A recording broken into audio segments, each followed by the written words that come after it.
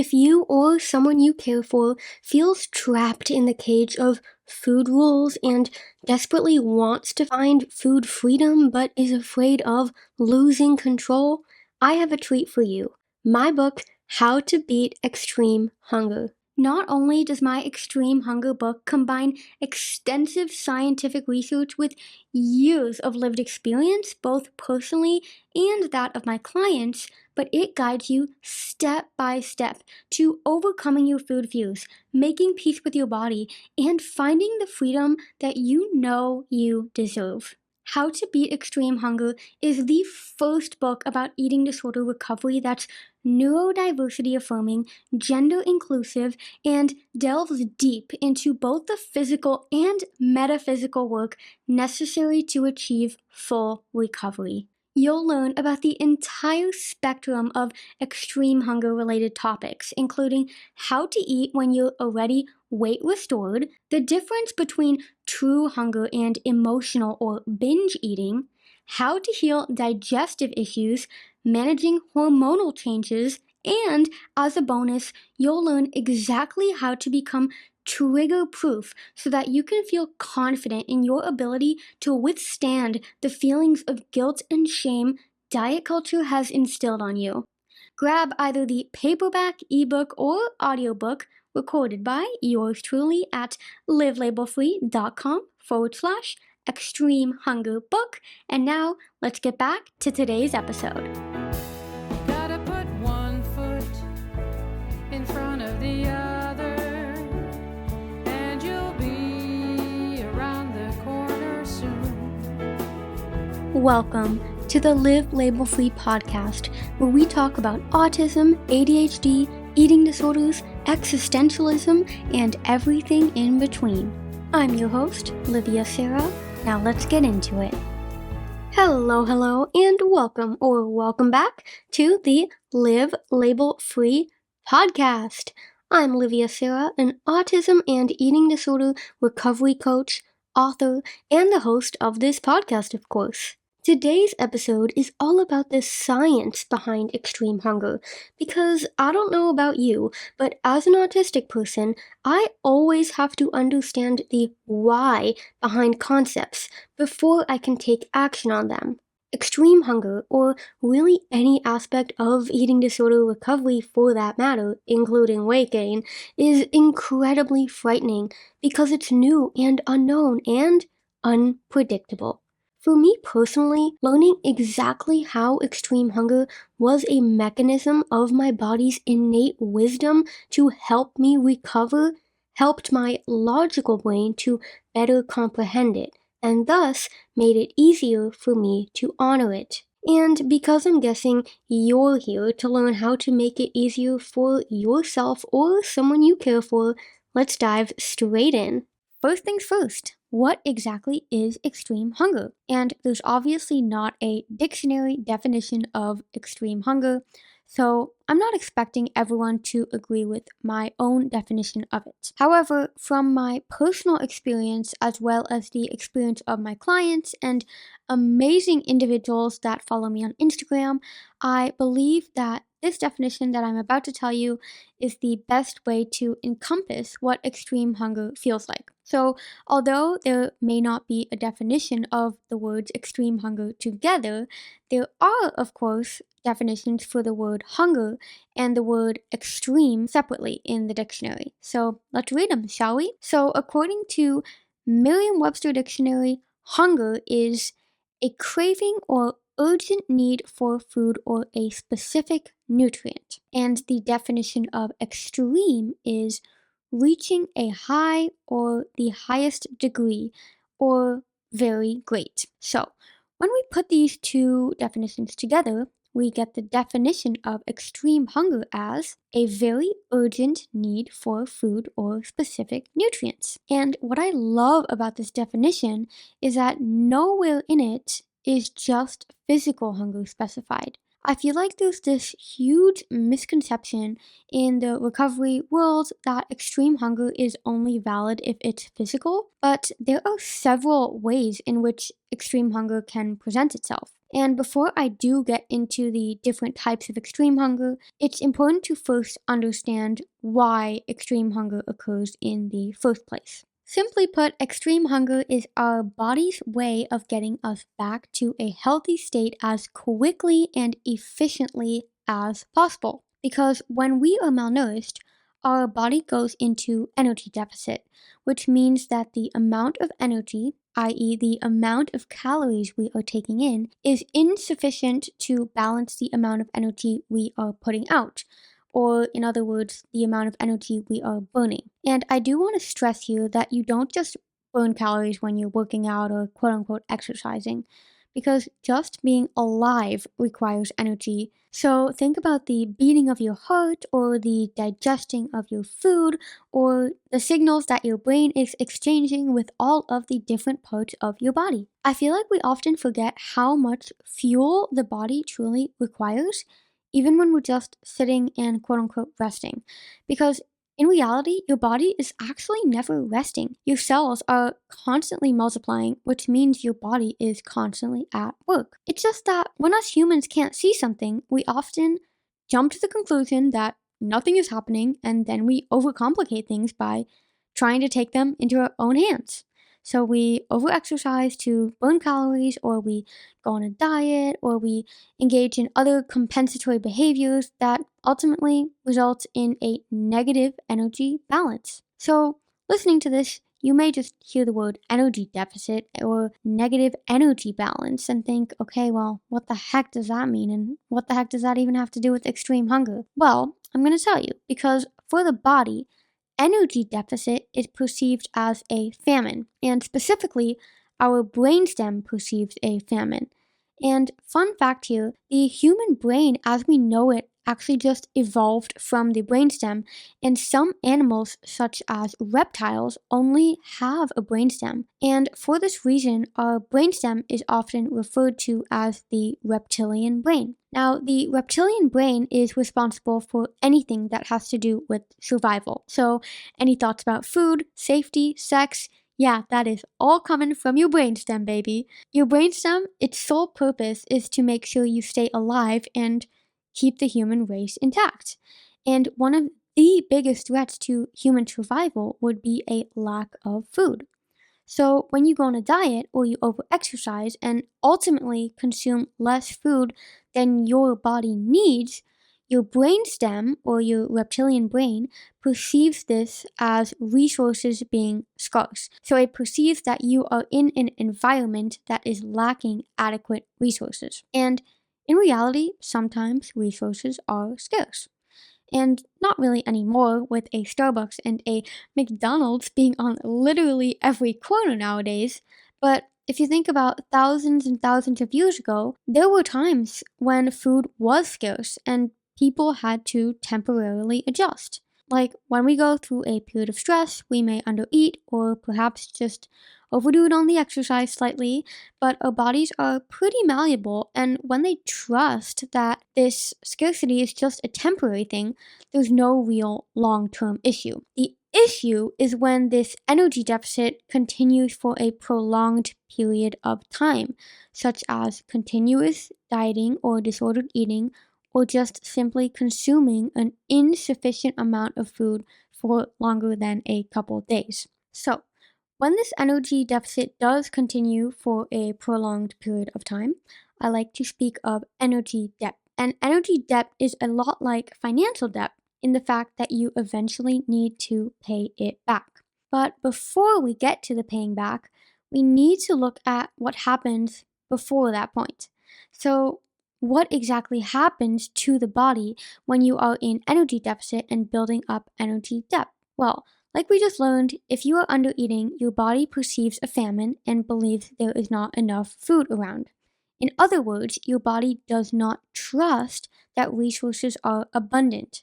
So if the body cannot rely on there being enough food, it will make adjustments to lessen the requirement of that food. And with that, I mean, if you're expending less energy, you obviously don't need as much. I mean, just think about your average Joe. If we had average Joe times 2, and one of these average Joes was sitting on the couch all day watching television, and the other average Joe, so maybe his twin, was an ultra marathoner triathlete runner guy, like obviously the triathlete athlete guy would need more energy, so more calories to make up for this energy expenditure.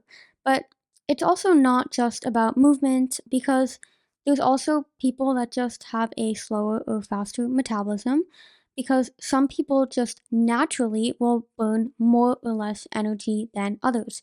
And that's why you can really never compare what you eat to what someone else is eating because our bodies are just so different. And even if we all ate exactly the same and exercised exactly the same and worked and did everything exactly the same, we'd still have different bodies because all of our bodies absorb food and process food differently than others. But no matter what your basal metabolic rate or the rate at which you burn energy is, your body will slow down if you do not nourish it and give it enough energy that it requires. And it will start to conserve energy in an effort to keep you alive. Because if your body would continue to give out as much energy as before, you'd run out pretty quick. And when us humans run out of energy, so when we run out of reserves, we would die. And that is literally what our survival brain is primed to prevent from happening. So when you are undereating and when you are in energy deficit, your body starts to economize and bodily processes will start slowing down.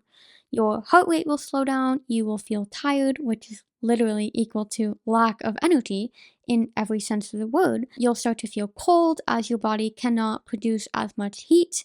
Your metabolism will slow down, like we just said. Your digestion will slow down.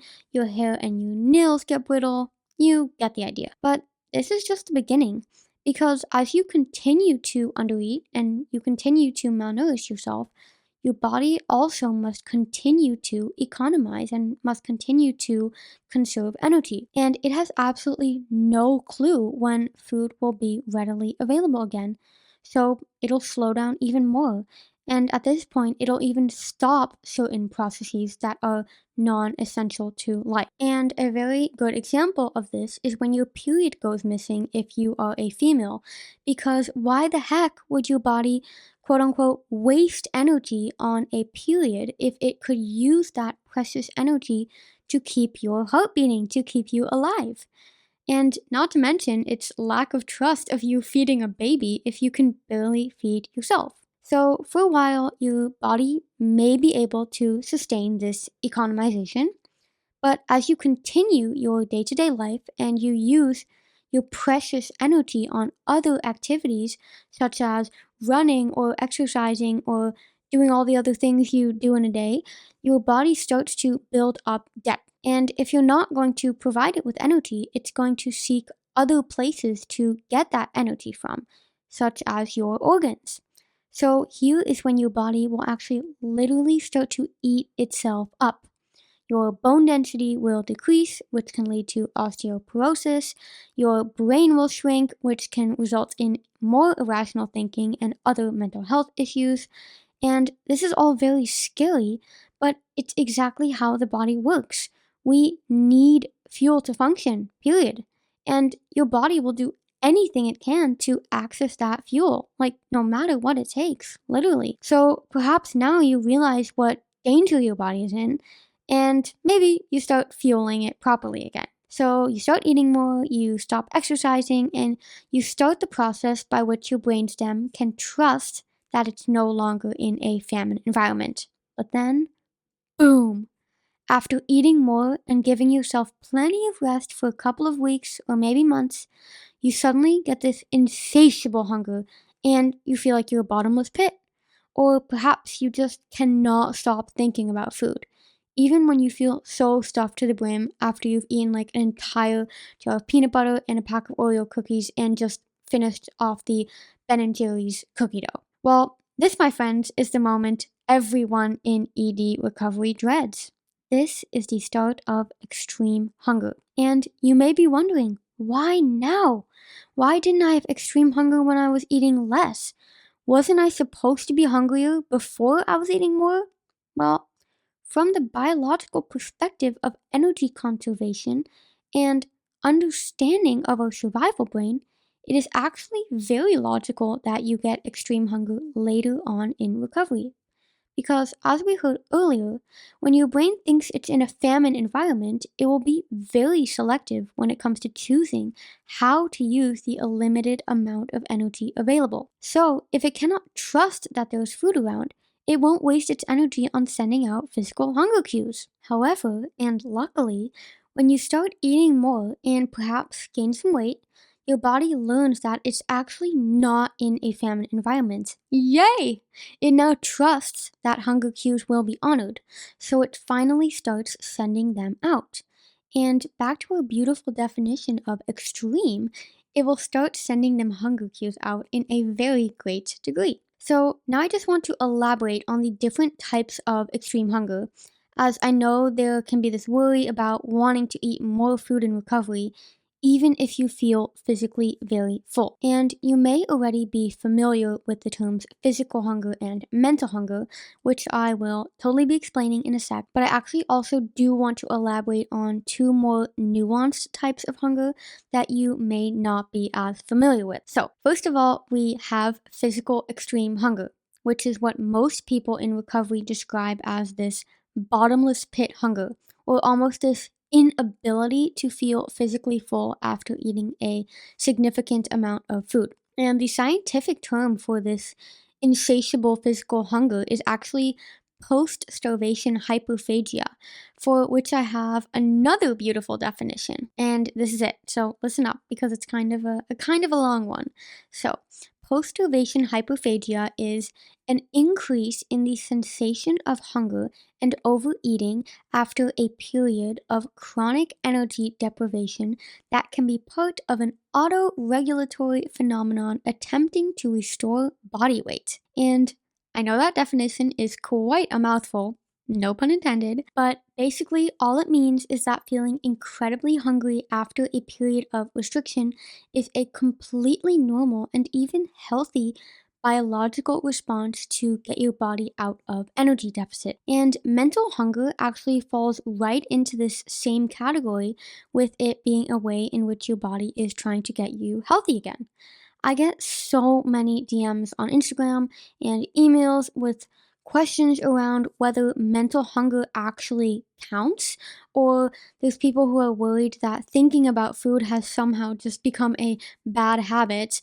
And probably the number one question around mental hunger is whether or not we should honor it if we feel physically full after first satisfying our physical hunger. And I'm just gonna cut right to the chase by saying that yes, mental hunger absolutely counts, and if anything, it can even be more important sometimes than physical hunger in those moments that you do feel physically full, or you maybe don't feel physical hunger at all yet. And the reason I say more important, because I know that physical hunger is also super important, is because mental hunger can actually be the very important trigger for us to eat and nourish ourselves if we are lacking physical hunger cues. And to understand this, I just want to briefly touch on something I mentioned earlier, which is this idea of energy conservation. When your body thinks it is in a famine environment, it will slow down or even completely shut down processes in order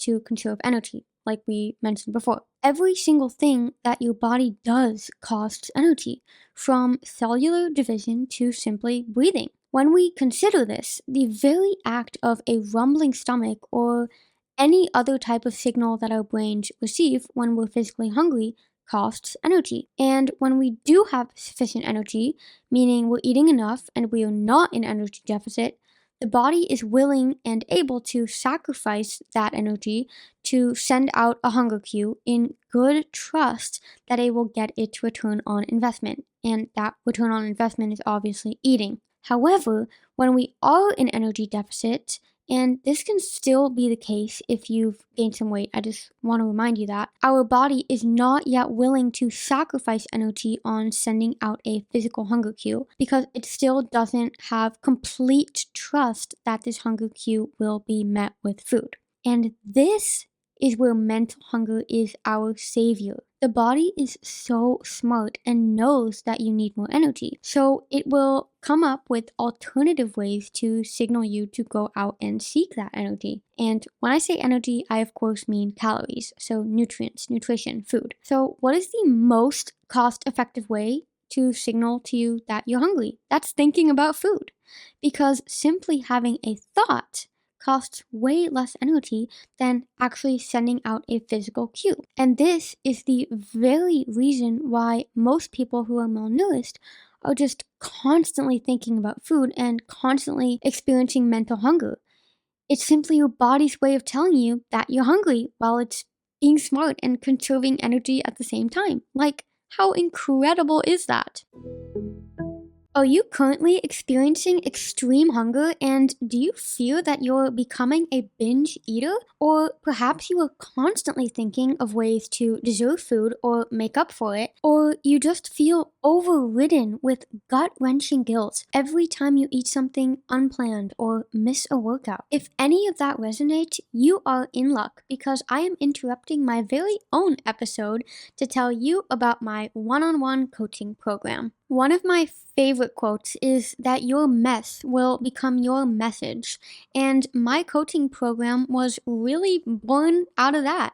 I created this program after being told that I was a hopeless case by a clinical psychiatrist. I thought there was something wrong with me and that I was simply uncurable. But I quickly learned that I wasn't the only one being pushed aside by their doctors and healthcare providers. It was the system that was failing patients, not to mention how most treatment centers or insurance companies only support those who fit the eating disorder stereotypes. As the years went on and I finally dug myself out of the deep hole the eating disorder had created for me, I continued to hear horror story after horror story from clients being disregarded and being labeled as too complex by the so-called professionals. In the traditional healthcare system, it really is unfortunate that you fall between land and ship when you're dealing with more than one mental health issue, and you're often told to first, quote unquote,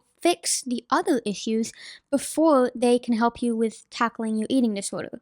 But it does not work like that. An eating disorder never stands alone, so why should you? My promise when it comes to coaching is to guide you on the path to freedom, whatever that looks like for you. You don't need to fit a stereotype or be at a low weight or even feel sick enough to get help. In fact, if any part of your life is compromised by disordered eating, you are sick enough and have every right to help. Whatever you're going through right now, please know that you are never alone, and I am so open to exploring how we can find freedom for you together. I have stood in your shoes and am so incredibly passionate about the power of lived experience. I thought that I was never going to get better, yet here I am, thriving. And if I can do it, so can you. During our time together, we will approach your recovery holistically.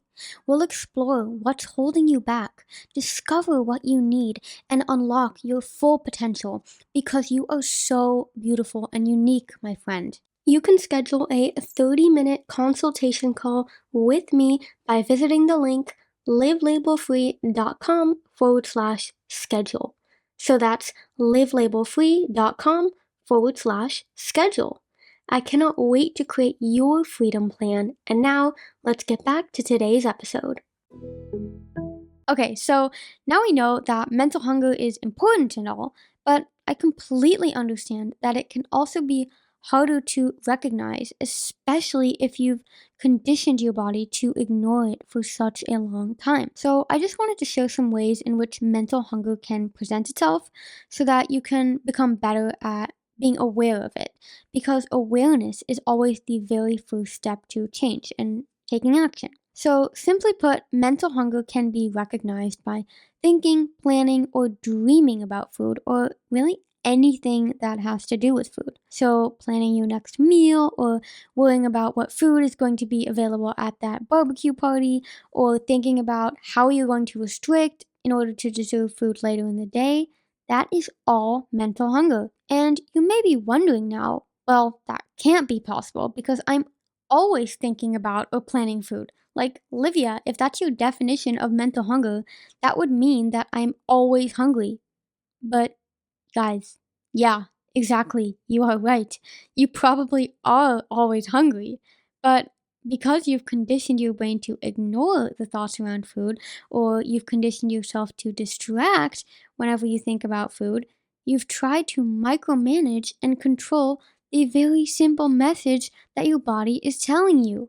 And this mental hunger is often very closely tied to constantly feeling like you need to be productive because constantly doing something is a mechanism in which you've tried to distract yourself from thoughts about food. So, along with physical hunger and mental hunger, as I just mentioned, I do believe that there are two more very important types of hunger that need to be addressed here in the context of extreme hunger in recovery. So, the first one I like to call exercise hunger. And before you think, oh, well, if thinking about food means I need to eat food, then surely thinking about exercise means that I need to exercise. Well, nice try, my friend, but no. Exercise hunger is actually a form of mental hunger that isn't as obvious because you're not directly thinking about food. So, I guess you could say it's almost a disguised form of mental hunger, if you will. And if you are thinking about exercise as a means to deserve or make up for food, or if you're obsessively planning your workout routine, it is mental hunger because you are trying to work out a way, again, no pun intended, in which you will allow yourself to eat more food. And I do want to reiterate here that exercise goes way beyond working out at the gym or running or lifting weights or any kind of movement that society kind of hammers on us nowadays. Because any type of compensation, whether this be pacing or needing to take the stairs instead of the elevator, not allowing yourself to sit down, purging, these are all ways in which you are trying to quote unquote deserve food, meaning that they're also all ways in which you're trying to disguise your mental hunger. And the last type of hunger that I feel isn't really talked about enough in the recovery space is what I call eating-induced hunger. So, just to give you kind of an idea, have you ever started eating something, maybe you weren't particularly hungry, but then you find yourself absolutely starving halfway through or after the meal? Well, this, my friend, is eating-induced hunger, meaning hunger that has been triggered by the act of eating. Simple as that. And just like when we talk about extreme hunger in general, the phenomenon of eating induced hunger makes complete sense from a biological perspective. As we established, your body will not likely send out physical hunger cues if it believes to be in a famine environment. But when you start to eat food, such as a meal that you may start eating even if you're not that hungry, your body then while eating, receives the notion that it is in fact not in a famine environment, and it then believes physical hunger cues to be appropriate. So it'll send them out halfway through after the meal, and then you get super hungry and are super confused. And I know that eating induced hunger can feel so irrational and can lead to feeling this fear that you will never feel satisfied. But just like mental hunger, it's your body's way of telling you that it needs food. And honestly, extreme hunger itself, in whichever form, is your body's way of telling you that it needs food. Trust me, I know it can be so scary and so difficult to honor a bodily signal that you've gotten used to ignoring for however long you've been ignoring it. But honoring the extreme hunger that you feel now is really one of the keys to healing not only your body, but also your mind. I promise you that it does go over, and the thoughts about food will lessen, and your body will trust you again. But, my friend, first you need to prove to your body that it can be trusted. You need to prove to your body that food is abundant.